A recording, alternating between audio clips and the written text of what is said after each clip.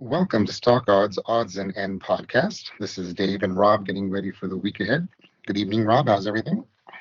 Not too bad. We've got busy stuff going on in the world there. Lots of action, and means we've got to be focused on the top of our game and consider, how the institutions are engaging. We've got a lot of year-end stuff coming up, and we have the beginning of tax loss selling. If there are things that have really been beat up, not obviously we've had a pretty good year in equity so far overall, but some areas have gotten beaten up, and there could be some tax loss selling there, just like we saw, last year, especially heavy in November and December. That was again part and parcel for the ones that really drive the market. The FANGs, the Magnificent Seven. This is what has been driving the market last year on the way down and this year on the way up. So a lot of those aren't the big issue. It might be some other stuff that people want to unload and take the tax loss. So there's always something going on, but let's get into this here. So we've got 15-minute chart of the SPY for last week. You can see that steady decline coming into that peak that we had on Tuesday. And, we did have some economic reports. A lot of them kind of put this inflation back on the table, and also higher rates for longer. And I think the market was really hoping that wouldn't be the case when the wars first started in the Middle East, because you thought, well, hey, now maybe the Fed will go easy, and that might still be the case. It just there's a lot of repricing of bonds, corporately, and then we've got the banks still carrying a lot of debt, and people are trying to sell new bonds to raise new money. And if there's concerns, people aren't going to want to invest, right? So in order to attract them, you need higher rates. That's why some of these banana republics have such high rates. You can attract any. Are we becoming a banana republic, Dave? Are we becoming a banana republic? Well, not yet, but we keep this trend going, and it might be the case, right? So we had this decline with rate concerns and inflation concerns back on the table, and also, broader conflict, the Middle East things spreading to bring in other nations. Obviously, we've sent, our battalions, aircraft carriers, and things in that direction. So, I think there's more concern. We talked about this a number of times since the end of July, and that is more risk being presented, and that hasn't changed. So here's the SPY daily, and you can see from the end of July here where we peaked for the year. We rolled down in August, kind of near expiration, set a low there, popped back up, started September, on a higher or a lower high, actually started it that way, pulled back, got another lower high, pulled back again, and we've got another lower high in the middle of October here. So, we did have this bounce. Part of it was driven by, and this is hard for traders. We've had comments and things that people, have a struggle with this. Why would the market rally when the conflict first started between Hamas and Israel? Why did the market rally? And then why is it selling off now? And there's a number of factors. It's not always clear about one thing, but we've looked back historically at charts related to the U.S. involvement in wars, and markets do rally. U.S. markets do rally. So there's a lot of a war economy type impact there, but that doesn't mean that people, are resting easy when something could escalate into a much bigger thing that, a hot war that we haven't had for a long time, not since World War II, in terms of a hot war. So people are concerned, and it's showing up in the market. And then we're also seeing, again, this return of some banking pressure. We've had banking earnings, some of them in good, some of them have been kind of, a little bit more of a concern. Market is dealing with that too. And we don't, we go back and we saw what happened in March right here. We saw the regional banks being impacted. Well, are we going that way again? I mean, regional RF, for example, traded lower than the low that it had in March. It just did that.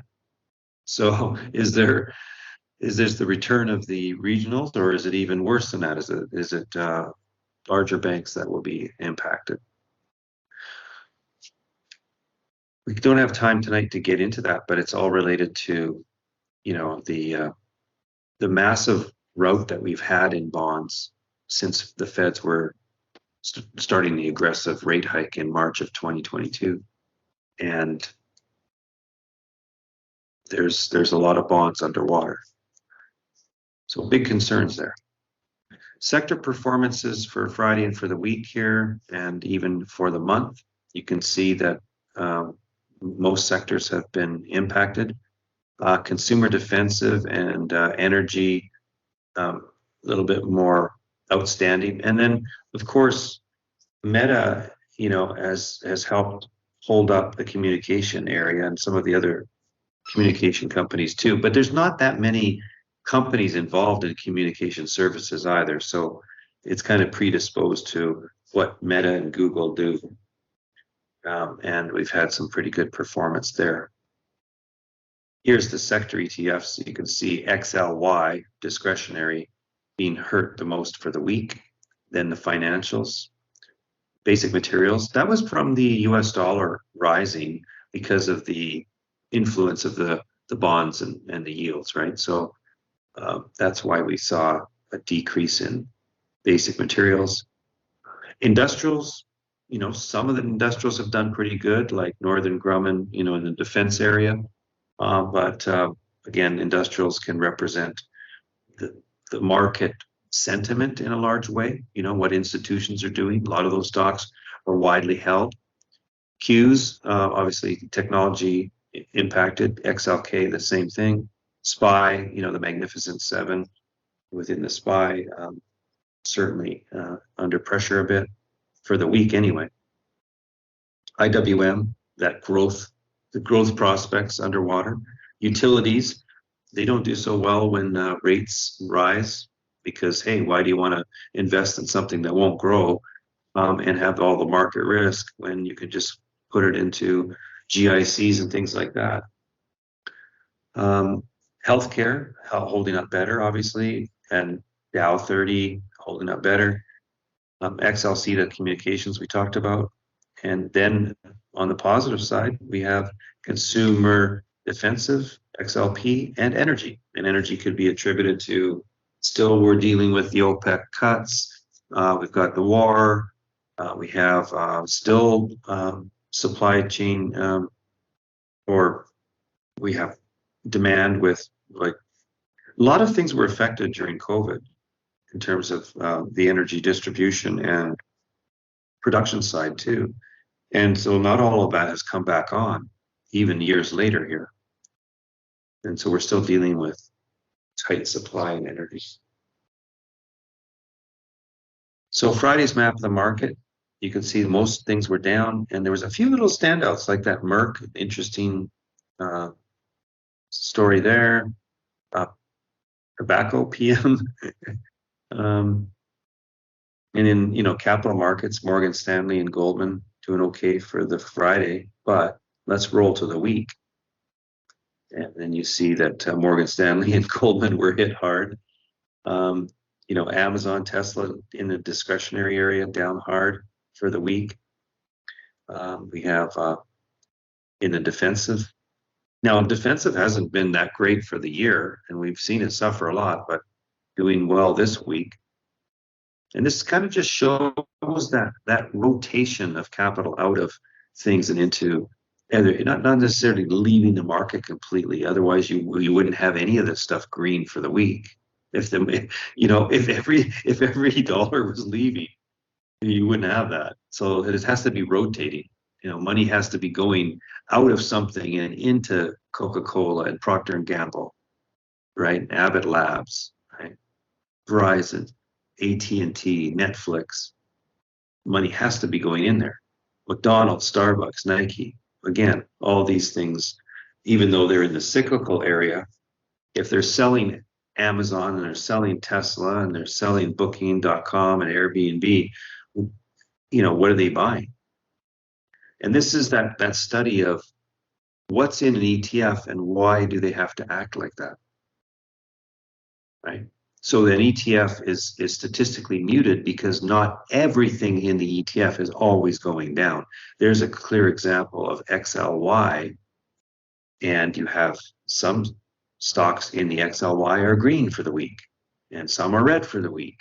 And XLY is down a lot for the week because of the market cap weight of these larger companies here impacting it more than the benefit from these other ones. But if they're going to sell these, they often have to buy these in just the way they conduct their business. And then we have the month so far, and that's where the communications, Google and Meta shine, Netflix as well. Netflix, obviously, a big chunk of that came from its earnings recently when it popped up 16% on a close to open basis and carried on for the day. Well, it pulled back slightly from the open for the day, but it obviously impacted the week there and the month. And here's down in the aerospace defense area. Boeing, obviously, even though it's in the aerospace and defense, it's more related to plane deliveries and problems that it's dealing with in manufacturing and recalls and everything else. But Lockheed Martin, General Dynamics, Northrop Grumman, they are purely defense, and they really benefit from whatever's going on in the world that they're supplying stuff to, okay? In the oil patch, remember Exxon and Chevron are, the largest market cap weight in the XLE, and so not all the time do they move with the, exploration companies. They're more diversified as the integrated, fully integrated. Exxon's even more diversified than Chevron. So you always have to be aware that you might think that they're all going to move in the same direction, but you get this often where the exploration moves differently than the integrated. Year-to-date performance, just to take a peek at that, communication services still on top with 37.89%. And again, this is more diversified. It's not just the S&P 500. You would look at this as the S&P 1500, but that's excellent performance. Technology up still 29.1, consumer cyclical 14.9, and then utilities, again, still suffering the whole year from the rise in interest rates and the lack of appeal. People are still going after technology stocks where they hope to get some growth out of it. Dave, you sent me this bubbles chart. It's interesting. The percent change. Misspelling on weekly. That's my fault there. Weekly change.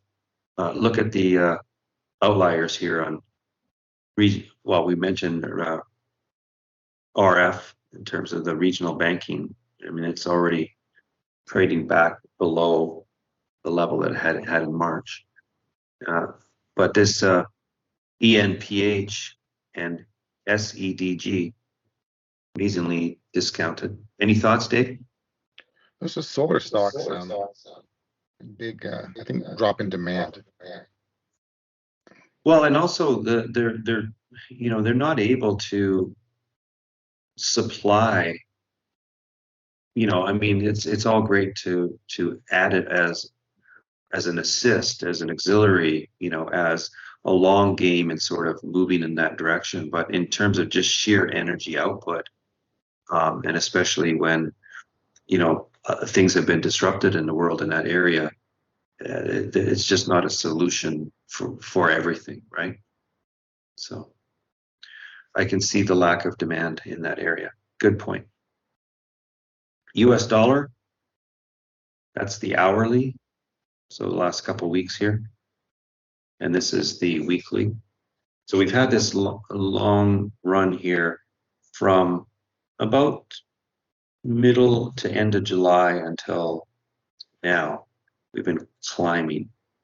So this has put stress on basic materials, and it should actually put some stress on oil, but oil's been, impacted by other things. So it's actually, in my opinion, oil is stronger than it appears, just because it's being held back by the strong US dollar. So, if the dollar was a lot weaker, oil would even fly much, much higher than it has. So it's stronger, in my opinion, than it appears. There's your crude oil chart. Again, looks like it's doing okay. Had a big drop a couple days ago here, but that's the weekly. Sorry, it had one big down week, but it's starting to recover a little bit. And then this, we don't have a chart of it, but you can go look at the daily yourself. There is, this bit of an upturn.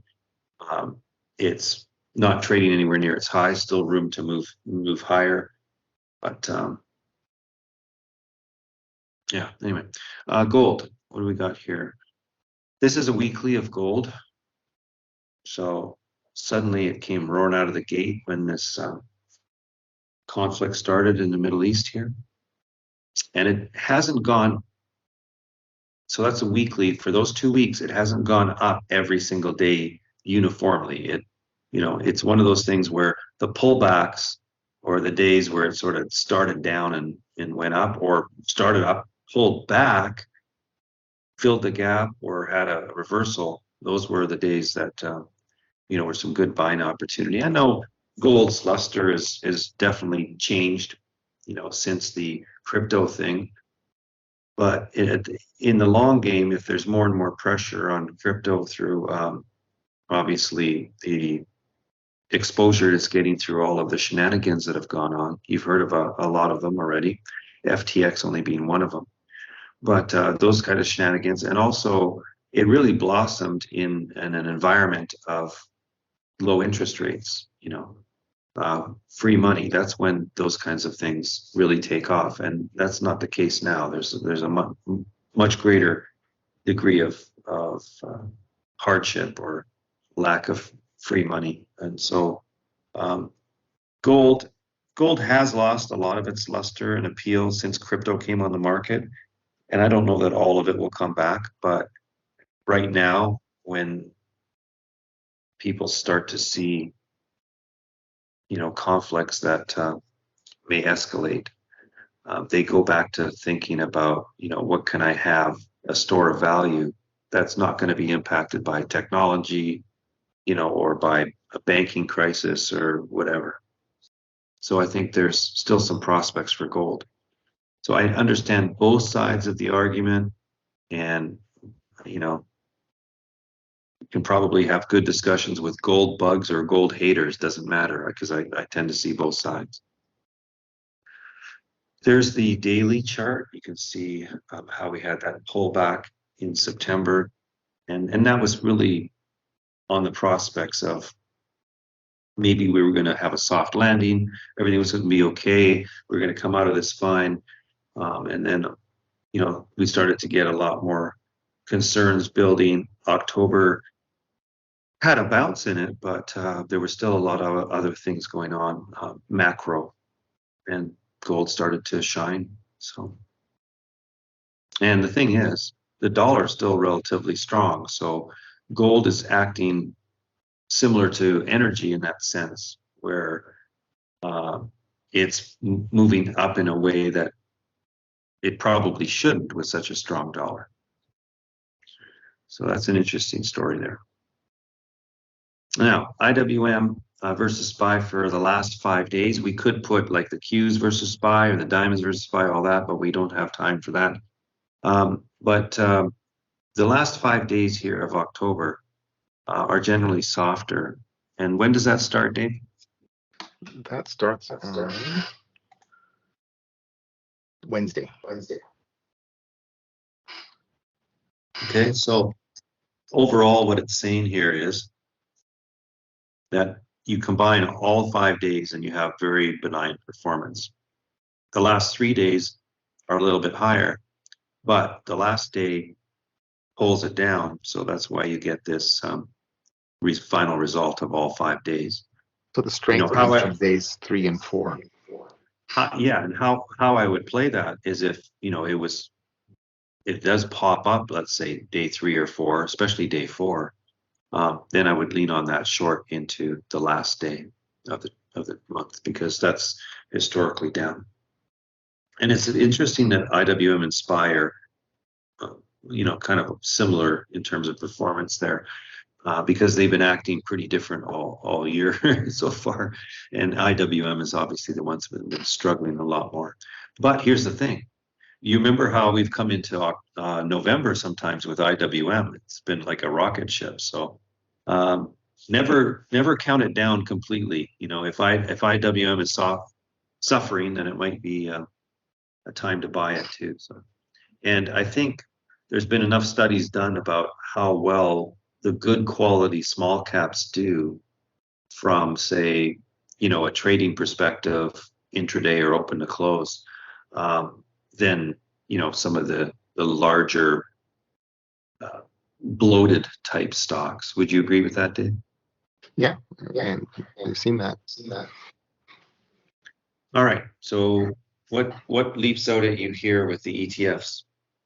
Yeah, for the last 5 days of the month, it's really showing a lot of strength in tech, things like ARC funds, chips, XLK, QQQ. So it's a lot of risk on stuff for that 5-day period, and softness in gold and oil, retail and communications, things like that. So for the overall window, it's kind of more risk on. So that's incorporating all of those days. So it may not act like that uniformly, of course. We might get all of it on day, like you said, 3 and 4. So let's look at the stocks. And again, you want to align the stocks with the ETFs and try to work with, the power of both of those. Again, high beta stuff here. But what's interesting is Enphase is on there and Tesla. Both of them got beat up this week. So maybe they have a rebound based on seasonality. But the rest of them are very ARC funds. Yeah. There's only a 50% chance of it being up that 4.16%. Mm-hmm. So, Tesla, the same thing.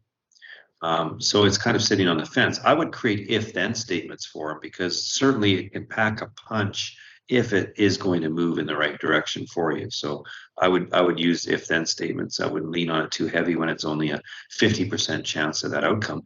And by the way, look at the positive values by percent change, and negative. They're both 50-50. That's interesting. You don't often see that. Usually you see something like 70-30 or 60-40 or whatever, or 30-70, but not 50-50 exact. This is the last 3 days. That's where you're thinking there could be that pop.